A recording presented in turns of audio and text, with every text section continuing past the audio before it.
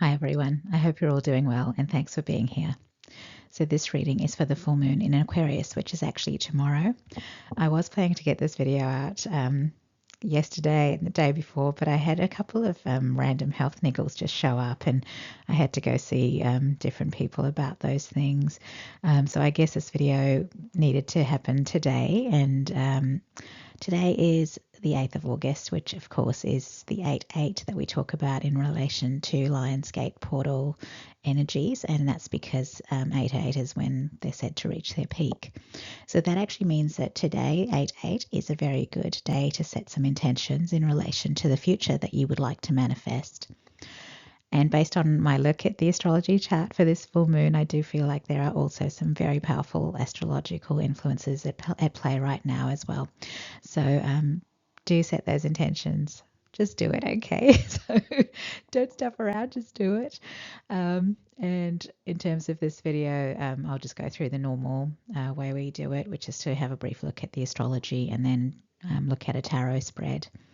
Now, I often do see connections between the astrology and the tarot, but if you're not interested in astrology at all, you can just skip straight through to the tarot section because I will have timestamps for each section in the description box. Before we start, we'll just do our love pause, which is something we normally do as well, and that is where we pause the video and send some love out into the universe. We can do this as a Ho'oponopono prayer as well, which makes it easy, and that is just saying the 4 sentences: thank you, I love you, I'm sorry, and please forgive me. So thank you to everyone who takes part in doing this love pause. We'll pause now, and I will see you all on the next slide. Okay, so this is our full moon chart, and this is quite an impressive chart. It really is. So I'm honestly going to say that if you are interested in the astrology, you should go check out an actual astrology video that's specifically about this full moon, because I'm seeing so much here. I probably won't even go into it in great depth because there is so much going on here, but I will point you to what I'm seeing, and I'll try and just interpret it quite broadly. But this full moon axis, I've highlighted it in purple with the sun in Leo on the right-hand side of the chart towards, I think it's around 4:30, and then the moon in Aquarius is in the opposite side of the chart up the top. So obviously on a full moon chart, they're always across from each other, the sun and the moon. And that's why it's the moon in Aquarius, even though we're in Leo season.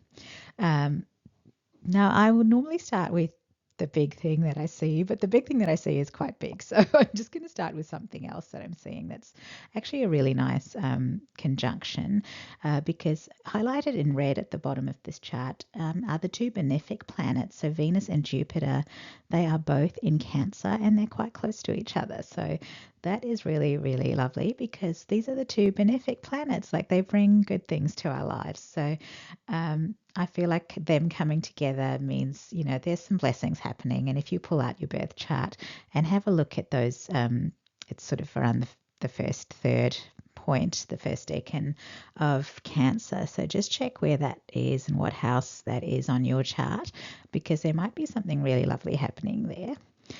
Now, aside from the full moon and this conjunction, everything else on this chart is connected, and everything else is really, Venus and Jupiter being in Cancer, that's the only thing I've highlighted here that's happening in feminine signs, right? It's only one feminine sign that's involved. Like everything else is in a masculine sign, and it's air or fire. It's air or fire, and that includes this full moon axis as well. But aside from the full moon axis, if you took that out of it, you will see there's some other shapes, formations here, and that's because we've got air and fire. But not only that, all of these planets I've highlighted, they're all in the early degrees of those signs, so they're forming trines and sextiles to each other. Now, trines and sextiles are really positive aspects, so they're all playing very nicely together because they're all masculine elements, and so they're all supporting each other, really. Now, masculine elements, we think about action, but there's more to it here, because if you look at the center of this chart, you'll see like an equilateral triangle being formed, and it's between those planets I've highlighted in that blue-green color. Those are all planets in the early degrees of air signs, and so they're forming this triangle which is called an air grand trine.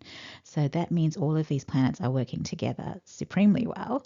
The ones involved, so I'll start at the one at the top, so that's Pluto retrograde in Aquarius, and then the one on the right side is Mars in Leo, and then not Mars in Leo, Mars in Libra, and then we've got at the bottom of the chart, we've got Uranus in Gemini. So these three are in this air grand trine.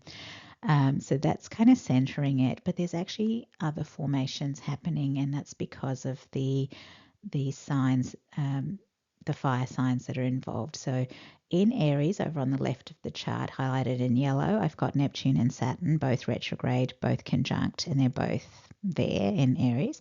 And then that's obviously also highlighted in yellow, is Mercury in Leo. So also again in the early degrees of Leo, Mercury is retrograde right now. But obviously because those two are fire signs, they have a trine with each other as well. But the formation, so they're in addition to, so I guess if I break it up, it's quite complex, but I will say, look, we've got that air grand trine, then we've got these two little minor grand trines formed between air and fire, but combining all of that, we actually get bigger formations. So I'm seeing two kites, two cradles, and a mystic rectangle. And I won't complicate it by trying to show you where these are, but I will point out that these are the signs that are involved. So we've got Neptune, Saturn, Uranus, Mercury, Mars, and Pluto, and they are all playing with each other in different ways, as you can see on this chart, but playing favorably because these are trines and sextiles. But the other thing to say is, even though that's the case, you're still going to get an opposition. And here we've got, I think, two oppositions to pay attention to, which is why you're getting the two kites, two cradles, and the mystic rectangle. So the oppositions here are the ones between Saturn, Neptune in Aries, and Mars in Libra. And then the other opposition is between Pluto in Aquarius and Mercury in Leo. So those are the two oppositions. Now, these formations, kites, cradles, mystic rectangles, they're all, I feel like they're all fairly similar in terms of what they represent. So you have the opposition, and opposition means there's a challenge, but then you have all these other favorable aspects, the trines and sextiles.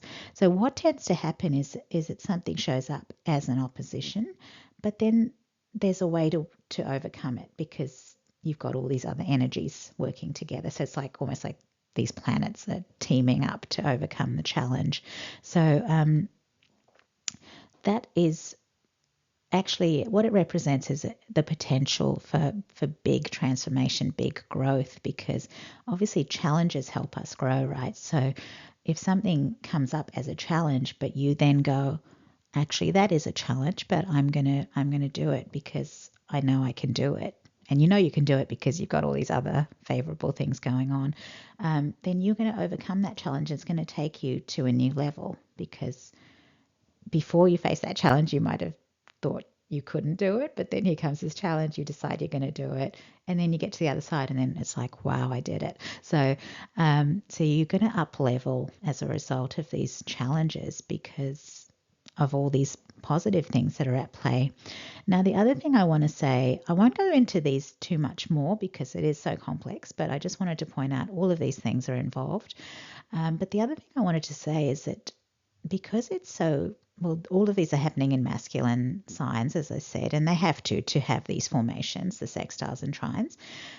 But masculine elements, we associate that masculine energy with action. So this could be a very active full moon is what I'm thinking.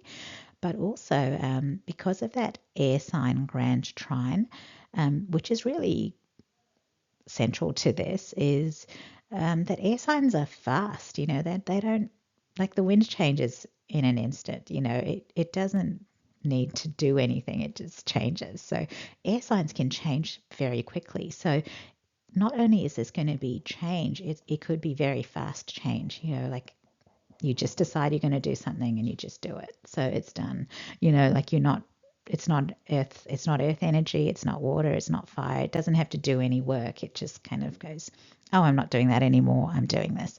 So expect fast change is what I'm going to say. So definitely have a look if you've got your birth chart, because it's going to be interesting to see where all these things are in your life.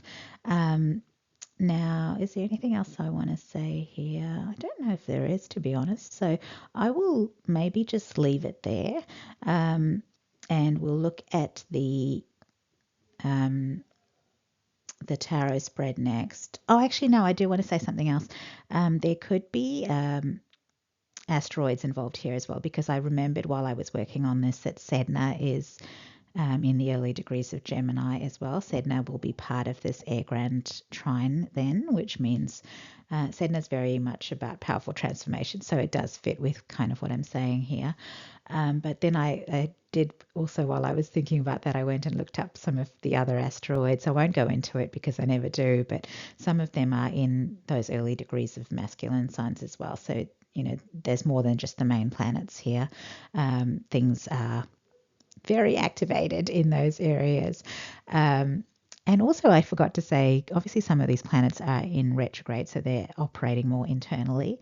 But again, I still think it's fast. Like, it's going to be fast things that happen, even if they're happening on an internal level. So I will leave it there. Like I said before, go check out an astrology video if you really want to know the nitty gritty of all of this, because there is a lot here. And I'm sure it's going to be fascinating to watch. I'm probably going to go watch some myself. But yeah, I'll leave it there. We'll head across to the tarot section now. Okay, so this is the spread for the full moon, and I'll have the decks that I've used here listed in the description box. So it was definitely interesting to have the moon card at the bottom of the deck for a full moon reading, and then I had the star card, which is the Aquarius card, show up right in the middle. So this is definitely the Aquarius full moon spread. So starting with the moon card, like the moon card is about fears and illusions, things being hidden or unclear. So the moon card suggests that this is a time to trust your instincts and your intuition. This card shows a rabbit, which is obviously a skittish kind of animal, very alert, very responsive, and very fast when it needs to get going. And it's also a very fertile animal, and that's something I tend to associate with abundance and good fortune. Now, the moon card is a Pisces card in the tarot, but the moon, as in the luminary, the moon that we see in the sky, is actually the ruler of the sign of Cancer. And so I'm thinking back to the astrology where we had that Jupiter-Venus conjunction in Cancer, where I did see that as a blessing. And I also did feel from the astrology there would be fast movement. So it's interesting to have this rabbit here at the bottom of the deck. So I feel like there is going to be fast, instinctive movement. But this might actually all be a blessing in disguise kind of thing. Now, the card in the past position is the Knight of Wands, which is fire sign energy. So it's interesting to have it shown as a dolphin. I tend to see the Knight of Wands as like a Sagittarian kind of energy. And so maybe that's why they've gone with the dolphin, because it's quite a joyful animal, which it does remind me of the happy-go-lucky kind of energy we associate with Sagittarians. They seem to be just optimistic all the time. They don't seem to worry about too much, and they always seem to land on their feet no matter what they do. Now, Sagittarius didn't specifically show up in the astrology, but because we had that trine between planets in Aries and Leo, so maybe if someone does have Sagittarian placements, this might be an activating full moon, especially if they have things around the early degrees of Sagittarius. But anyway, I feel with this image, this is someone who's been doing something they're passionate about and enjoy doing. They're having fun. They're not really worrying about how it will turn out. So this was in the past position. And I'm thinking back again to the dolphin representing a fire sign, and I'm thinking about the Sagittarians I know, because they don't normally seem fiery. So I know with Aries and Leo, they tend to be more intense and fiery in the way they show up in the world. But Sagittarians tend to show up seeming like they're pretty chill. So maybe this is someone who is like that. They just seem laid back. But obviously Sagittarius is still a fire sign. And the thing with them, though, I feel like they have to be pushed for their fieriness to show up, to become noticeable. So it's when they're angry that they get fired up is what I've tended to see. So you wouldn't normally pick it, but make them angry and they're a fire sign. So very interesting. Now we get the star in the present position. So I don't normally read the star card this way, but this image is making me think of someone um, shining like a star, like stardom or something. And I think it's because they've used this jellyfish image. Now, I know there are many types of jellyfish, but some of them do glimmer quite beautifully in the light, and some of them actually glow, and that's called bioluminescence. And I think that's what we're seeing in this image here. So, especially these bioluminescent jellyfish, they can be quite beautiful. Now, dolphins are beautiful as well, but we know with jellyfish that we can't touch them. So there's something about someone becoming more out of reach. So dolphins are friendly and playful. Jellyfish are not. They want to be left alone. So I'm getting the sense of someone becoming less approachable. Either they've changed and they're no longer open in that way, or their circumstances have changed and it's making them behave this way. Now, a jellyfish is something beautiful. We can only admire it from a distance, and that's just like a star. We can only admire stars from a distance. So this could well be about someone becoming a star. They could go from being like the guy or the girl next door to being someone out of reach, distant. So there is a shift in energies here between the past and present. I'm looking at that Dragonfae of Rebirth card, and it has the keywords whole again. And that takes me back to the meaning of the star card, the way I would normally interpret it, which is about someone healing and recovering because they've been through something bad. So that could well be a part of this story too, because obviously we don't talk about someone becoming whole again unless they've been shattered in some way. So I feel like this person has probably come out of some tough circumstances. And that's, I'm also thinking about with the star, I often think of someone following their north node, which would fit with someone, because I thought with that dolphin, it was someone doing something that they were passionate about. So if this is, again, the north node coming up, makes me think maybe they've had some tough things to overcome in their south node. So they've had some tough experiences, maybe some difficult people that they've had to deal with. And so that's all part of the reason why they've become distant now. So if someone is obviously hurt or healing from something, they're going to withdraw from people and become less approachable. So they might also feel like there are people who are trying to hurt them. So they've become someone who will sting if that happens. Like, if someone comes towards them and they feel threatened, they're going to sting them. So thinking back to that dolphin, maybe this is someone starting to reveal their fiery side, and it's because they've been pushed, they've been poked at, and it's like, you're not doing that to me again. So if you try that again, I'm going to sting you. So I feel like there's been a shift in how this person relates to others. Now, I don't think they're whole again at this point because the star card is someone who is still healing. So I also tend to, like I said, I do associate it with the North Node. So I feel like they were passionate and joyful originally because they had found their North Node, something that does align with their soul, something they find fulfilling, and it's their fated, destined soul path. And they're still passionate about what they do, but here at this point, they don't trust the people around them necessarily anymore. So there will be a rebirth where they do become whole again, looking at that Dragonfae card. But even that's telling me something because it looks like they're being reborn as a dragon, which means that even if they're whole again sort of internally, they're still not going back to that dolphin energy where people will find them fun and playful and approachable.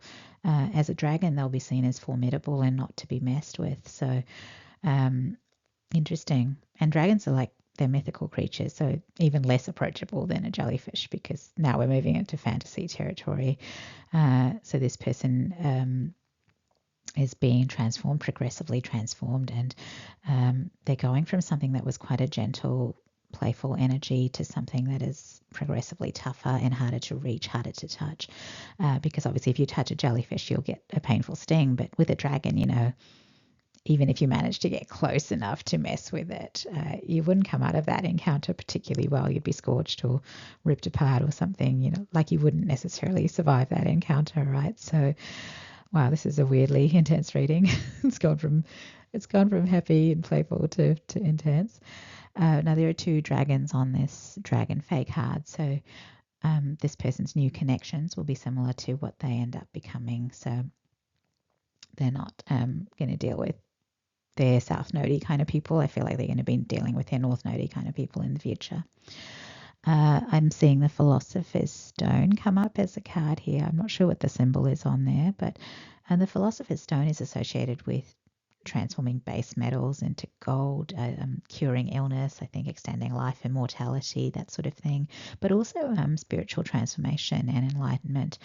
And all of that is about alchemy. The Philosopher's Stone really relates to alchemy. So I think this card being here suggests that this is someone who is transforming, but it's part of an ascension. So they're becoming different. And it seems like they're becoming something less nice, but they're actually becoming who they're meant to become. Because obviously as we become enlightened, we become the more authentic version of self, right? So with this dragon, with dragons appearing here, I'm thinking of Emperor energy, which is fire sign energy. So is the Knight of Wands, obviously. So this is almost like fire sign energy evolving from a fairly immature level up into the highest level it can get to, because it's even going past the King of Wands. It's going up to the level of Emperor, which is, the divine masculine archetype that's fully evolved. So I was feeling like there might be fast movement with things. So maybe this progression is happening very quickly. There's certainly an oracle card here that it's titled Find Your Calm. It's actually very hard to see on this slide, so sorry about that. But Find Your Calm. So in the background of this card, I can actually see the moon and water. So I feel like if things get chaotic, this person will need to find some peace and quiet to process things. Because I do feel like maybe things are happening quite fast, as I said. So they might be being reminded here to take some breaks to just, consolidate whatever is happening. The card in the future position is the Magician card, which is related to Mercury. And for some reason, I didn't see this before, but basically we've got 3 major arcana cards here, only 4 tarot cards, and 3 of them are major arcana. Now, I would normally notice that at the beginning, so I don't know what's going on. But having so many major arcana cards does fit with how impactful this reading seems to be. It's about major shifts, obviously, because the major arcana cards, they represent significant archetypal energies and life stages. So this is happening fast, but these are big things that are happening fast. Now, the strange thing is that the astrology was so heavy with the planets in masculine signs, and it's funny, but this Magician card, I can only see the sword and the wand. I can't see a cup or a pentacle. You're welcome to zoom in and take a look. But that is really strange, because a Magician card should show all 4 elements. But here it's only the masculine elements that are being shown. So the sword is air and the wand is fire. So that's very, very strange. So it's almost like this card was made for this spread. And then I wasn't sure why there were 2 snakes on this card, because sometimes I see snakes as devil energy. But then I looked at the snakes, and then I realized, because I was drawn to the dragons, that the colors are the same. Like there's a red snake and a black snake, and then a red snake and a black dragon. So it's like almost like the snakes become the dragons. So again, a weird thing about transformation, like a big transformation. And then I noticed that we have the number 41 on the dragon card, and that's a number I do think of because 4 is the number of the emperor and 1 is the number of the magician. And so those 2 archetypes, which are strong masculine archetypes, they're both there in that dragon card as well. So I just got a bit stuck with this card because I wasn't feeling like I was picking things up particularly clearly. But what I do feel is like maybe this is about masculine energies ascending into becoming more powerful archetypes. So snakes obviously in themselves are a symbol of transformation because of the fact that as they grow, they shed their skins. But if snakes are going to end up becoming dragons, then their snake forms were very much like an illusion, and now I'm thinking like maybe an immature stage in their life cycle. It's like it's making me think of like the tadpole stage or the caterpillar stage, where the creature really doesn't resemble what it's going to end up becoming. So again, we're just drawn to massive transformation. So I feel like that's why people are seeing them becoming more and more distant, and it's because they're becoming more and more removed from the person that those people knew. So it's like they knew this person when they were a tadpole or a caterpillar, and so that's who they thought they were. And now they're suddenly seeing the butterfly or the frog. It's like, who the hell are you? You know, like you're nothing like the person I thought you were. So that's the same thing, like big, big, big transformation. And really, like I said, I couldn't get much more from this magician card. So I feel like that is what I'm meant to get. So big magical transformation. And I suppose that does fit with the astrology. You know, there are people here who are going to massively up level in terms of how they show up in the world. And other people are kind of going to be reeling because they didn't even know this person had the potential to become the thing that they've become. So they've become a very different creature. And with the dragons here, I'm going to say they're becoming very powerful. And people perhaps didn't even see that they were capable of that kind of power. So in the astrology, I was saying that there are challenges that lead to the up leveling. And that's probably exactly what this storyline is. It's like these people get pushed. I think they get pushed into their ascension, basically. Like they get bullied or they get picked on or whatever. Like the opposition comes in, and then the person just goes, F this, I'm going to deal with this. And then they prove not only to themselves, but they prove to everyone else that they were always that powerful. So it's very, very interesting.